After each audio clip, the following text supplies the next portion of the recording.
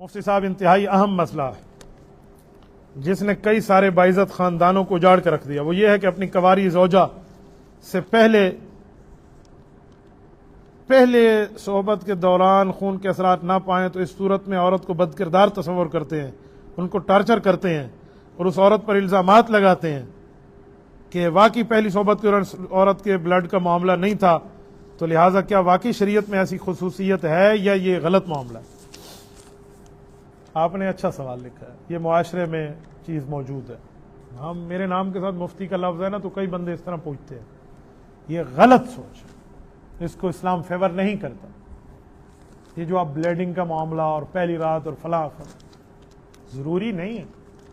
کسی خاتون کو کبھی کوئی زیادہ خوشی ملے نا، وہ خوشی میں آؤٹ آف کنٹرول ہو جائے تو وہ معاملہ اس وقت اس کا ختم ہو جاتا ہے۔ آپ نہیں کہیں کہ پردہ بکارت آخر تک رہے گا، یا اس کو غم ملے اس خاتون کو، وہ بیچاری گھر میں بیٹھی ہے، اس کا پردہ وہیں سے معاملہ ختم ہو جاتا ہے۔ اس غم میں یا بیماری میں، چھلانگ لگانے میں، چھت سے گرنے میں، کچھ معاملات میں یہ معاملہ عورت کا وہاں نہیں رہتا۔ پھر آپ اس کو نعوذ باللہ پہلی رات یوں کر کے کہیں یہ بد کردار ہے، یہ غلط بات آپ کر رہے ہیں۔ ایسا کچھ بھی نہیں ہے۔